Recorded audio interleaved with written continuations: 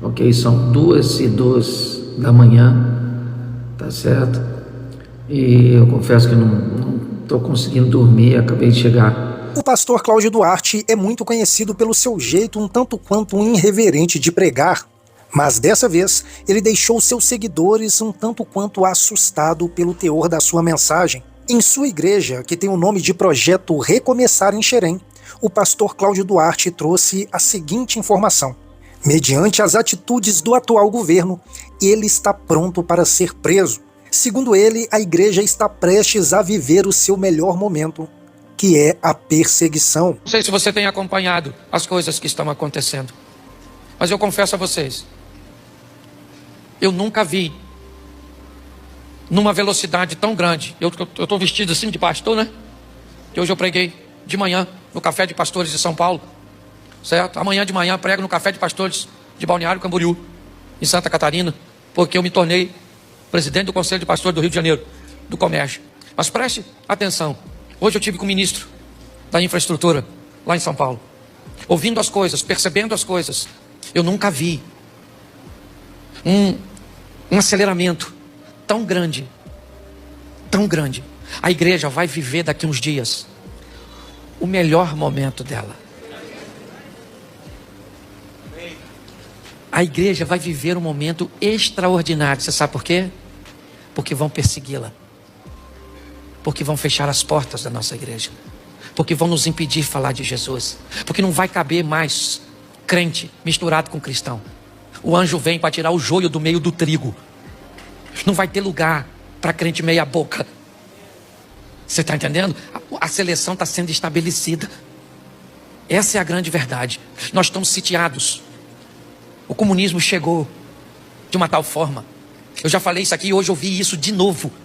Estão me chamando, porque eu tenho uma rede social um pouquinho maior, de miliciano digital. Deixa eu falar uma coisa para você, igreja.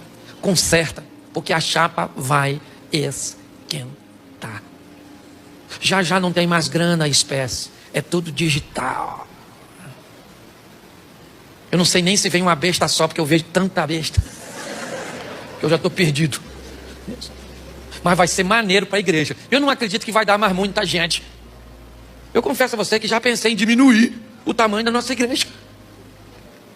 Certo? Será que vai ter tanto crente assim a hora que a chapa esquentar? Você está rindo, mas o assunto é... Gente, Jesus está voltando. Aliás, eu acho que ele já saiu pelo andar da carruagem. A igreja, meu irmão, ela vai nadar de braçada, vai ser maneiro. Vai prender seus filhos. Falei, fala com Deus, que é filho dele antes de ser o meu. Não cabe mais não, gente. Bota seu joelho e boca no pó. Vamos ter intimidade com o Eterno para a gente ter força. Porque a turma está vindo de voadora, com os pés nos peitos da gente. Se você souber o que essa turma está preparando, eu não gosto nem de falar que já viram o apocalipse na igreja recomeçar. Mas vou falar para você, não brinca não. Provavelmente daqui uns dias eu não vou poder falar mais isso. A hora que me proibirem de ter rede social, eu venho aqui falar com vocês. Escute o que eu estou falando. Tá? Ah, pastor, não pode.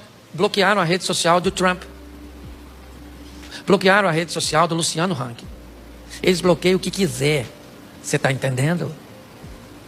O pastor está botando medo, vou dormir de luz acesa hoje. Não, o Satanás está aí, eu estou falando sério.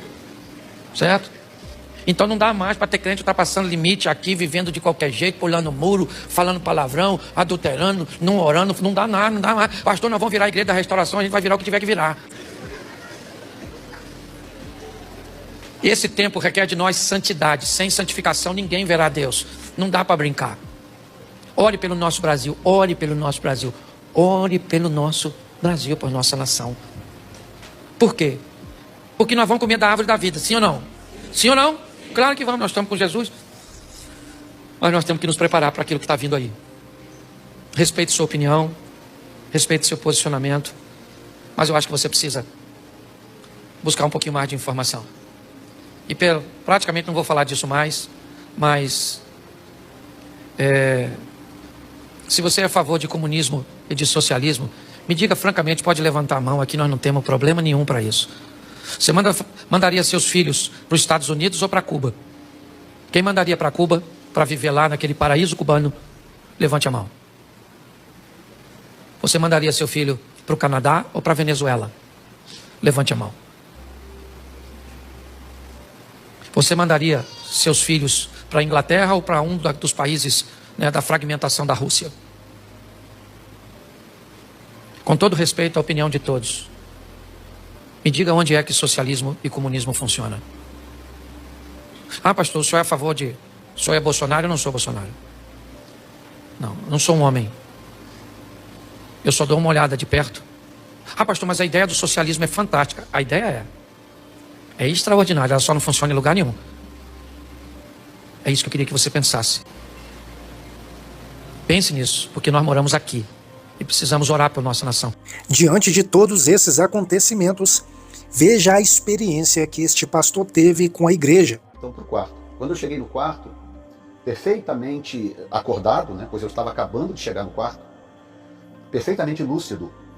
A gente morava num apartamento muito pequenininho, bem pequeno mesmo. Foi logo no começo, eu tinha apenas 2 anos de América. A gente ainda estava lutando para sobreviver, né? 2 anos de América não é nada, dos Estados Unidos não é nada, você ainda está tentando firmar as pernas.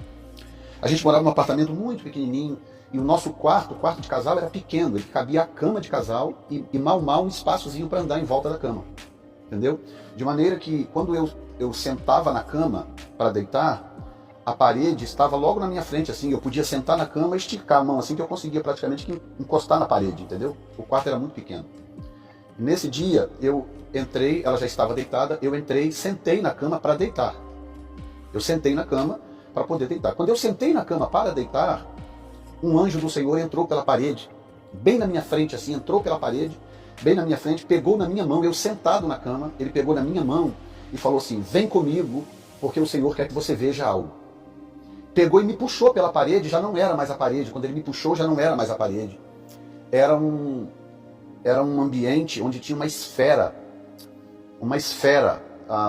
como essas esferas de rolamento mesmo, de carro, sabe essas esferas redondas, prateadas? Era uma esfera daquela, só que grande, que cabia eu e ele dentro. Como se fosse uma nave, né? Aí ele me puxou pela parede assim, e aí eu deparei com aquela esfera grande. E eu não tenho como descrever diferente, era uma esfera. Não tinha motor, não tinha nada, não tinha hélice, nada, uma esfera.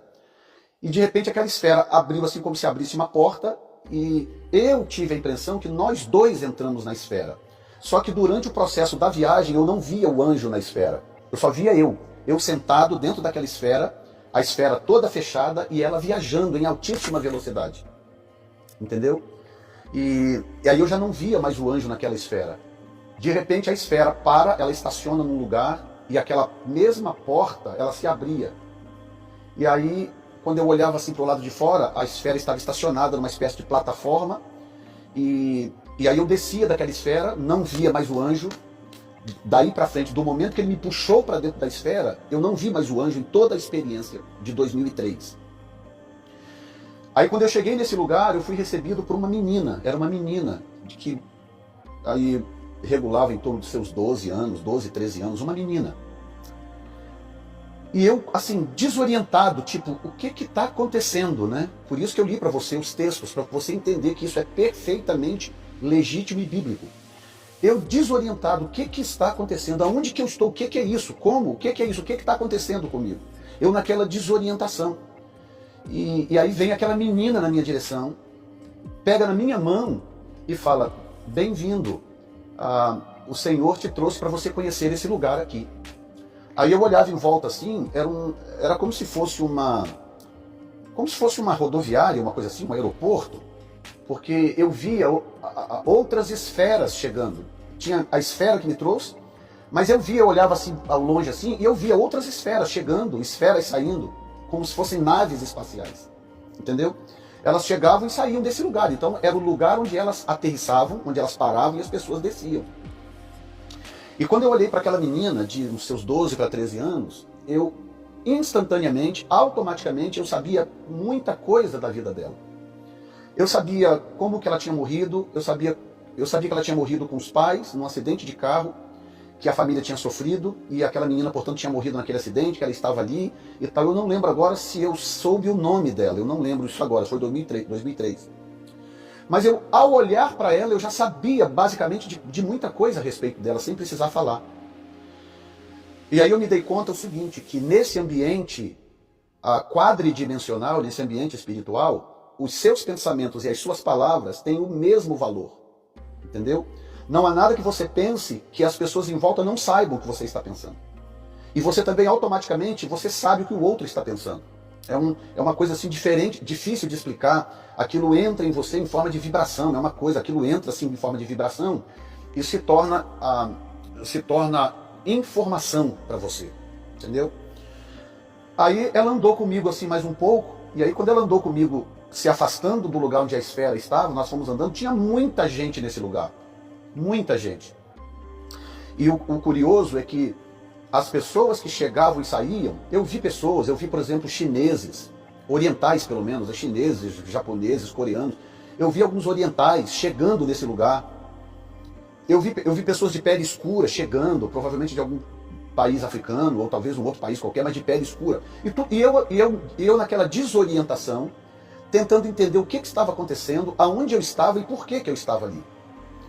E aí ela foi andando comigo e eu olhando aquilo, e aquele monte de gente andando por todo lado, um lugar muito organizado, de uma organização incompreensível. Tinha uns quadrados, assim como se fossem escritórios, onde as pessoas estavam fazendo coisas, as pessoas estavam ativas, meio que trabalhando ali e tal. E aí, de repente, eu me deparei com um paredão transparente, como se fosse eu vou chamar de vidraça, mas não é vidro. Era um negócio meio, como se fosse meio gelatinoso, assim, alguma coisa assim.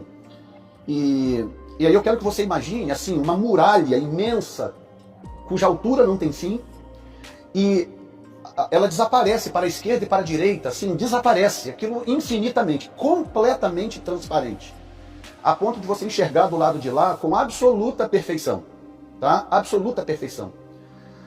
Em todo o ambiente que eu estive, eu não vi nenhuma sombra, eu não vi nenhuma lâmpada, eu não vi nenhuma luz, nada, era tudo perfeitamente iluminado, não havia sombra em lugar nenhum. E aí eu olhava para aquele paredão transparente, aquela coisa transparente, e tinha a silhueta de uma porta, assim, como se fosse um desenho de uma porta. Não era uma porta como a gente conhece nas nossas casas, assim, porque o paredão era todo liso, transparente de fora a fora, e separava esse lugar do que estava do lado de lá. Do lado de lá eu via vegetação, eu via árvores, grama, flores, tinha também muita gente do outro lado, gente andando, passeando do outro lado. Desse lado que eu estava, não tinha grama, não tinha planta, não tinha nada. Era essa espécie de aeroporto, rodoviária, chame como você quiser. E era ali. E aí eu olhei para aquela porta e eu falei assim, eu queria ir lá, eu queria ir daquele lado lá. Falei para essa menina. Falei, eu queria ir daquele lado lá. Como é que eu faço para chegar do lado de lá? Aí ela virou para mim assim, com um sorriso assim, aquele sorriso mais encantador do mundo. Ela virou para mim e falou assim, não é a sua hora ainda. Você não pode cruzar aquela porta hoje. Você foi trazido aqui para ver só isso, mas você vai voltar. Quando eu fui argumentar com ela, que eu queria argumentar, mas poxa, deixa eu só dar um pulinho lá que eu queria ver. Porque eu estava vendo coisas tão diferentes do outro lado, eu estava vendo o tipo de vegetação diferente, as cores eram diferentes, era tudo diferente, que não faz sentido eu dizer isso para você, porque não faz sentido. Se eu disser para você que o verde lá era um verde diferente, as tonalidades de verde não existem aqui. Quando eu fui argumentar com ela, eu estava de volta no meu quarto. Não passei pela esfera, não vi o anjo. Quando eu fui que argumentar com ela, eu já estava de volta no meu quarto. E aí eu já estava deitado. Eu estava deitado de lado, deitado no meu lado direito, de frente para a parede, para tal parede que eu te falei. E de repente eu estou de volta no quarto, deitado na minha cama no meu lado direito, de frente para a parede. E eu falei, meu Deus, afinal o que aconteceu? E aí eu fiquei confuso, eu falei, mas gente, eu tinha acabado de entrar no quarto, será que deu tempo de eu dormir para sonhar? E eu vou acender a luz aqui só um minuto.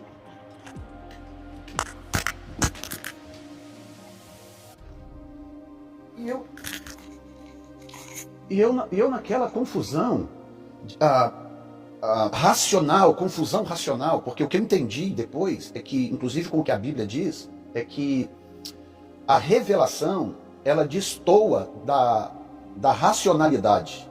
Há coisas que você compreende por revelação, mas que você não consegue compreender racionalmente. porque a revelação é do espírito, né? E a racionalidade é da mente. E aí eu fiquei ali pensando, mas gente, o que aconteceu, afinal de contas? Porque não deu tempo, nem deu dormir para sonhar. E eu fiquei confuso. 2003. Ok, passou o tempo, eu saí daquele ministério, e o tempo passou, plantei uma igreja em Boston, o tempo passou, aconteceu diversas coisas comigo. E esse tempo todo passou. Quando chegou em novembro agora de 2020, novembro agora passado de 2020, eu estava de novo no meu quarto, era noite, eu estava de volta no meu quarto, né? Um dia comum como qualquer um outro, não aconteceu nada de especial durante o dia, nada, um dia normal. Mas quando chega a noite no meu quarto, eu, numa fração de segundos, não havia esfera, não havia anjo, não havia nada. Numa fração de segundos eu estava de volta nesse mesmo lugar. Novembro passado agora, na penúltima semana de novembro de 2020. De repente, pum, eu abro os olhos e eu estou naquele lugar de volta. E aí quando eu olhei em volta, eu falei comigo, meu Deus, eu estou de volta naquele lugar. Nisso que eu estou falando assim, vem uma moça na minha direção, agora uma pessoa já de mais idade, já não era mais a menininha, aquela tal menininha que eu falei, era uma moça, uma mulher, veio na minha direção. Ela é de pele escura, como se na Terra ela tivesse sido negra, alguma coisa assim, eu não sei exatamente como explicar, mas a tonalidade é diferente. A tonalidade da pele das pessoas é diferente, tá? Mas eu reconheci perfeitamente. 17 anos depois, eu estava de volta no mesmo lugar. E aí vem essa mulher na minha direção. Linda, linda, uma pele parecendo um jango, uma coisa assim diferente, aquele sorriso maravilhoso, aquela coisa encantadora. Ela vem na minha direção e me cumprimenta pelo meu nome. Ela diz, bem-vindo, Jefferson. Aí eu olho para ela assim, e aí eu começo a olhar em volta, aí eu falei assim, eu pensei comigo, né? Será que eu estou no céu? Quando eu pensei, eu falei assim, será que eu estou nu? Ela respondeu para mim, sim, você está no céu. Aqui é o céu. Lembra que você esteve aqui há um tempo atrás e o Senhor te trouxe de volta agora, porque Ele quer te mostrar algumas coisas. Aí, começa a acontecer algumas coisas que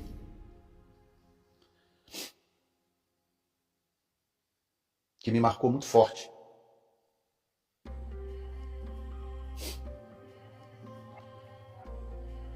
Primeiro, deixa eu explicar para vocês por que o Senhor me levou lá em 2003. Que eu passei todo esse tempo sem entender. Eu ficava, por que Deus me levaria num lugar daquele sem permitir que eu avançasse? E eu ficava, meu Deus, por quê? 17 anos. Quando eu fui agora pela segunda vez, eu entendi por quê. Quando você tem uma experiência dessa pela primeira vez, nessa dimensão que eu estou compartilhando, na primeira vez o seu aproveitamento é muito pequeno. Muito pequeno. Se você chegasse para Pedro e dissesse para ele assim, Pedro, conta para mim a sua experiência do anjo ter tirado você da prisão. Pedro vai falar assim, rapaz, honestamente, eu não sei nem como que aconteceu. Eu achava que estava tendo uma visão, que era uma coisa sobrenatural, de repente eu me dou conta, eu estou do lado de fora da prisão. Ou seja, esse tipo de experiência, quando acontece pela primeira vez, normalmente a pessoa aproveita muito pouco.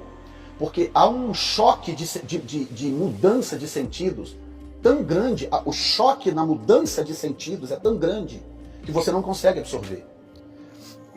Está escurecendo muito rápido, vou ter que abrir a janela, gente. Espera um pouquinho, senão daqui a pouco vocês estão mal vendo meus dentes.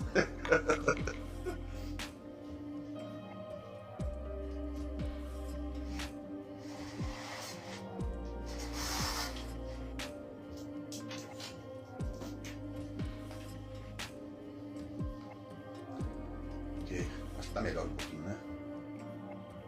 Deixa eu saber se vocês estão vendo direitinho. Tá tranquilo. Então, o que acontece? O que Deus fez? Deus me levou em 2003 para desbloquear os meus sentidos. O que Ele queria era desbloquear os meus sentidos.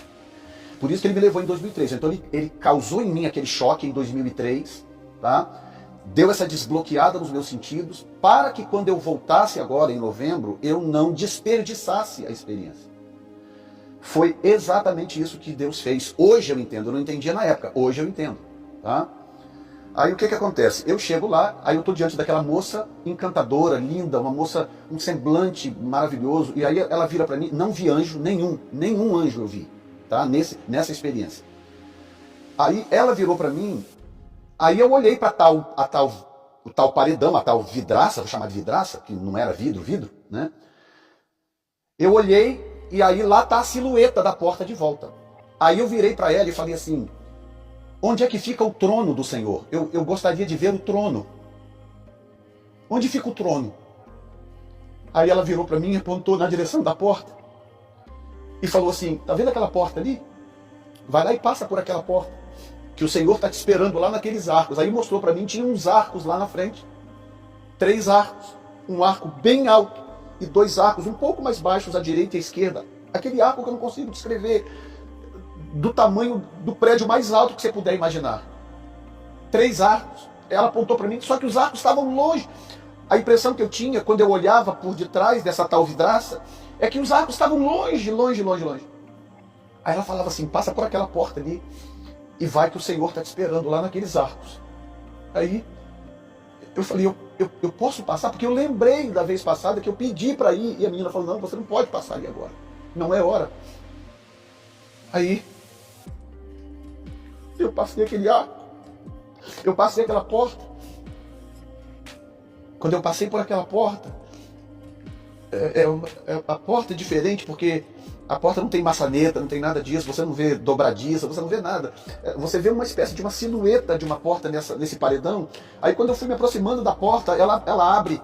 Aí eu passei por ela, quando eu passei por ela, que eu olhei para trás, ela não existia mais. Eu conseguia ver o paredão, eu conseguia enxergar lá onde eu estava, eu conseguia ver as pessoas lá ativas, fazendo. E a mesma coisa da primeira vez, gente vindo, gente indo. Eu conseguia ver, mas a porta não estava lá mais. E tinha um caminho, um caminho assim que eu tinha que andar até chegar nesse arco. E tanto à direita quanto à esquerda tinha vegetação, tinha grama, tinha plantas, tinha flores. E à medida que eu fui andando, e era diferente, porque é como se eu estivesse flutuando, é como se o meu pé não tocasse no caminho. A impressão que eu tinha é que meu pé não tocava. Então eu dava um passo assim e eu avançava assim rápido, uma coisa assim. Então aquele arco que parecia que estava longe, quando eu olhei lá de trás, de repente ele foi se aproximando. E aí no caminho eu passei por uma árvore. Eu não sei como descrever para vocês. Tinha uma árvore do meu lado direito. Ela tinha várias cores. Cores das mais absurdas. As tonalidades são todas diferentes. E ela cantava. Ela emitia uma espécie de vibração.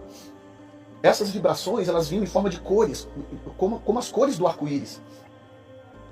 Exatamente como se fossem as cores do arco-íris. Ela emitia um tipo de vibração e eu não ouvia com o ouvido. Eu ouvia dentro, aquilo entrava em mim assim. Aquela vibração entrava em mim assim, e dentro de mim aquilo virava uma canção de louvor, uma canção de adoração. E a árvore estava adorando ao Senhor, o Criador. E ela cantava uma frequência assim muito alta, muito aguda, muito alta, e emitia aquela frequência assim. E dentro de mim eu sabia que era uma canção, eu ouvia como canção. Aí eu continuei andando, maravilhado com a grama, coisa mais encantadora, mais perfeita. Flores de todo tipo, mas dentro de mim tinha uma urgência para eu chegar lá nos arcos. Eu queria parar, eu queria tocar nas coisas, mas tinha uma coisa dentro de mim dizendo, vai pro arco. E quando eu cheguei no arco, havia uma escadaria com acho que uns 7 degraus, eu não lembro de ter contado exatamente, mas eu diria hoje uns 7 degraus. Aí tinha os 7 degraus e lá estavam os 3 arcos. Aqueles arcos maravilhosos, encantadores. Só que nos degraus caíam umas bolhas. Sabe quando você brinca com aquelas bolhas de sabão, que você sopra e fica aquelas bolhas bonitas voando assim? Era assim. Elas desciam de algum lugar que eu não sabia, elas iam descer, bolhas imensas que cabia uma pessoa dentro. Elas iam descendo aquele monte de bolha, como se fosse uma cortina de bolhas caindo naqueles degraus. E eu sabia, de alguma forma, que eu também não consigo explicar, eu sabia que eu precisava ser atingido por uma bolha daquela. Porque não era eu que ia subir os degraus. Eu tinha que ser levado até a plataforma. E Deus não queria que eu subisse com as minhas pernas. Hoje eu entendo o significado, né? Porque quando somos levados ao encontro com o Senhor, nós não chegamos lá com as nossas próprias pernas. Nós não chegamos lá com as nossas próprias forças ou com os nossos próprios recursos, né? E aí, de repente, eu fui assim no primeiro degrau, quando eu parei, veio aquela bolha e caiu em cima de mim. Quando ela caía nos degraus, ela caía e desvanecia, virava uma espécie de fumacinha, assim, uma espécie de nevoeiro e desaparecia. Mas quando ela caiu em mim, ela foi tomando a forma do meu corpo, como se fosse um lençol, um negócio assim. Ela caía na minha cabeça e ela ia tomando a forma do meu corpo até chegar nos meus pés. Quando ela chegou nos meus pés, que ela envolveu o meu corpo, eu flutuei e fui flutuando até a plataforma dessa plataforma dos arcos. E aí fui colocado de pé, de frente para o arco maior, no centro dele, de pé, em frente ao arco. E eu estava assim muito maravilhado, muito encantado com tudo aquilo, muito impactado com tudo aquilo. E de repente eu olho no arco, no centro do arco, vai saindo uma figura. Eu vi a figura, não conseguia enxergar o rosto dele, mais ou menos da altura da cintura, do umbigo para cima. Havia uma espécie de névoa, uma espécie de nevoeiro. Mas ele via, eu conseguia ver os pés dele, calçado com uma sandália, um roupão branco. Eu via que tinha um cinto nesse roupão. Dali para cima ia começando a perder a visão, até que o rosto eu não conseguia ver. E ele foi saindo por aquele arco e se colocou do meu lado. Do meu lado direito. Eu sabia quem ele era.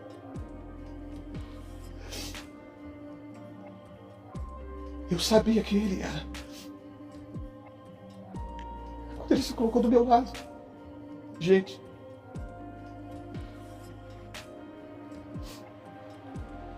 Eu não consigo explicar para vocês. Eu falei isso para minha esposa. A primeira pessoa para quem eu contei foi a minha esposa. Eu já errei tanto na vida. Se eu for fazer uma recapitulação de todos os meus erros, dentro e fora do ministério. E talvez da minha cabeça, o dia que eu encontrasse com o Senhor ia falar: poxa, Jefferson, você aí, Jefferson, o que você fez aí no dia tal, assim, Jefferson, por que você fez isso ou aquilo? Honestamente, para mim seria perfeitamente normal. Ele é perfeito, ele morreu por mim, pagou pelos meus pecados. E a gente erra, a gente não consegue viver uma vida de perfeição. Mas, gente, ele não disse nada. Ele veio e se colocou do meu lado, e eu olhava para ele. Ele tinha a altura de uma pessoa normal, de um homem. Um pouquinho mais alto do que eu. Ali estava do meu lado o Criador do universo, o Todo-Poderoso. E ele age de uma forma...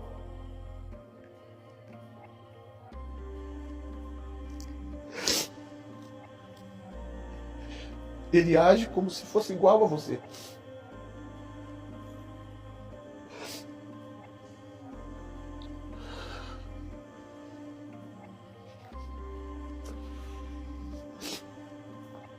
Ele age como se fosse igual a você.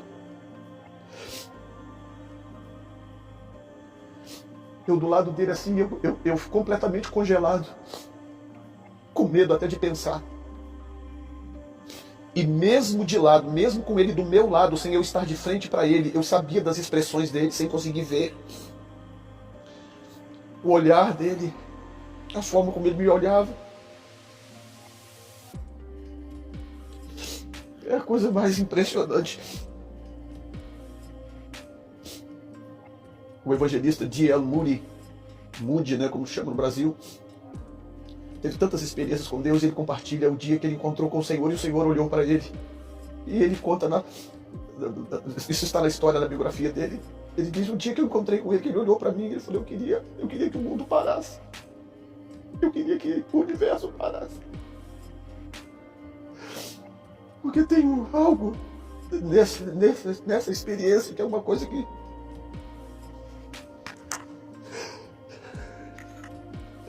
A gente pensa, eu pensava que eu entendia o amor de Deus.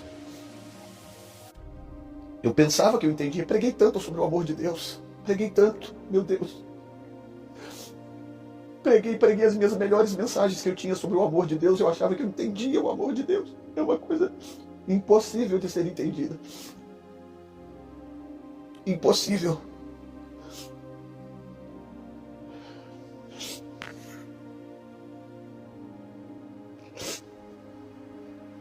E aí, ele pegou na minha mão,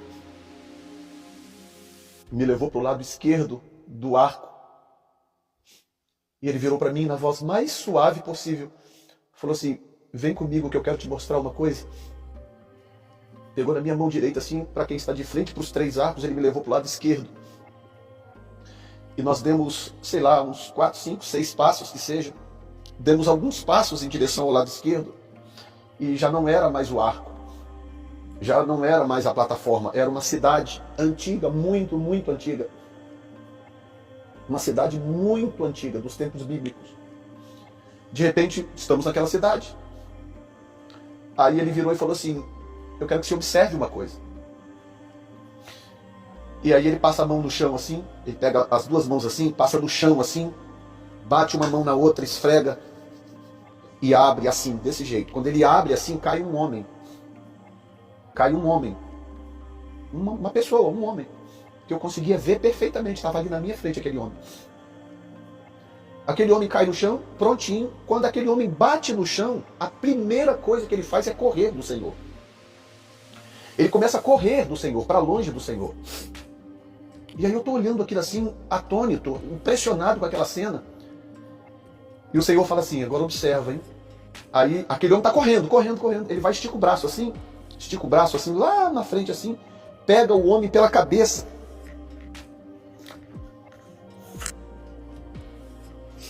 Imagina que aqui é a cabeça do sujeito. Ele vai esticar a mão lá na frente, assim, o cara correndo assim, para fugir. Ele vai pegar o homem pela cabeça assim, desse jeito. E traz aquele homem para perto de si, joga aquele homem no chão, era um chão assim arenoso, empoeirado, ele joga aquele homem no chão, vai com o calcanhar, a ponta do calcanhar, e começa a enterrar aquele homem assim na areia. E o homem desaparece a areia dentro, terra dentro. Ele enterra aquele homem na areia. Aí eu tô assim, tentando processar aquela cena. Aí ele vira para mim e fala assim, continue observando. Aí ele vai com a mão, começa a mexer assim na terra, aparece o tampo da cabeça do homem. Aí ele vai, enfia a mão, tira o homem para fora de novo, segurando pela cabeça assim, o corpo e as pernas aqui embaixo. Ele pega, faz assim, sacode aquela poeira, sacode assim, tira aquela poeira daquele homem, limpa aquele homem com a mão, gente, assim, do jeito que eu estou fazendo, ele limpa assim com a mão e solta de novo. Quando ele solta de novo aquele homem, já era uma outra cidade. E aí eu vi aquele homem andando pelas ruas da cidade, pregando a palavra. Aquele homem andando pelas ruas da cidade, era um homem forte, cabelo curto, mais ou menos aqui, na altura aqui, cabelo curto, encaracolado, cabelo não era cabelo liso, cabelo encaracolado, curto, mas muito forte, aquele homem musculoso, como parecendo essas pessoas que malham, muito forte, esse homem, da visão.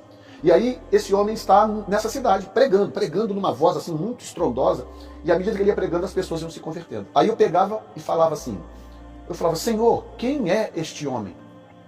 Aí ele virava para mim e falava assim, é Jonas. Esse é Jonas. Aí eu pensava, nessa dimensão, pensar e falar são a mesma coisa. Não adianta pensar achando que só você sabe, não, tá?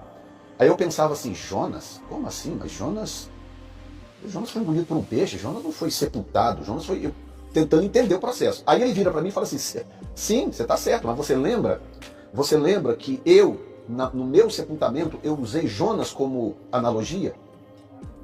Então, o que eu estou te mostrando aqui é uma analogia do processo de tratamento de Jonas. Aí abria minha mente, assim, minha mente rasgava assim de compreensão, a compreensão entrava na minha mente. Aí eu falava, é verdade, meu Deus, eu tentando processar aquele turbilhão de informação. Aí ele virava para mim assim, e virava para mim assim e dizia, eu tive que fazer o mesmo com você. E eu estou tendo que fazer o mesmo. Não, ele disse, eu tive que fazer o mesmo com você. E diga para a minha igreja que eu estou tendo que fazer o mesmo com ela. porque o que está vindo aí é grande demais. Gente, eu era tomado por um espírito de revelação, uma coisa, e aí eu entendi. Aí quando ele falava assim, eu tive que fazer o mesmo com você, começou a passar pela minha cabeça. Decisões erradas, coisas erradas. O processo pelo qual Deus me fez passar para tratar comigo, para me trazer até este ponto que eu estou hoje, ao ponto em que eu cheguei hoje. O que Deus teve que fazer comigo? Quantas vezes o Senhor teve que me enterrar com o calcanhar, entendeu? Quantas vezes Ele teve que tratar comigo duramente para me trazer até este momento de maturidade que eu cheguei. Ele falou claramente, ele falou, eu tive que fazer o mesmo com você. E diga para a minha igreja que eu estou tendo que fazer o mesmo com ela. Em outras palavras, Deus está tratando com a igreja, é uma igreja rebelde, é uma igreja desobediente, é uma igreja cabeça dura, né? Nós temos que usar Jonas como analogia agora. É uma igreja teimosa, mas com a qual Deus tem um plano. É uma igreja que Deus quer usar para abalar cidades. Aquele Jonas cabeçudo, cabeça dura, teimoso, que tentou fugir da face do Senhor, o que acontece? Esse mesmo Jonas, depois em 3 dias ele abalou uma cidade pagã. Em 3 dias Jonas converteu, abalou uma cidade pagã que adorava ídolos. De tão poderosa que era a unção de Deus na sua vida, depois do tratamento de Deus.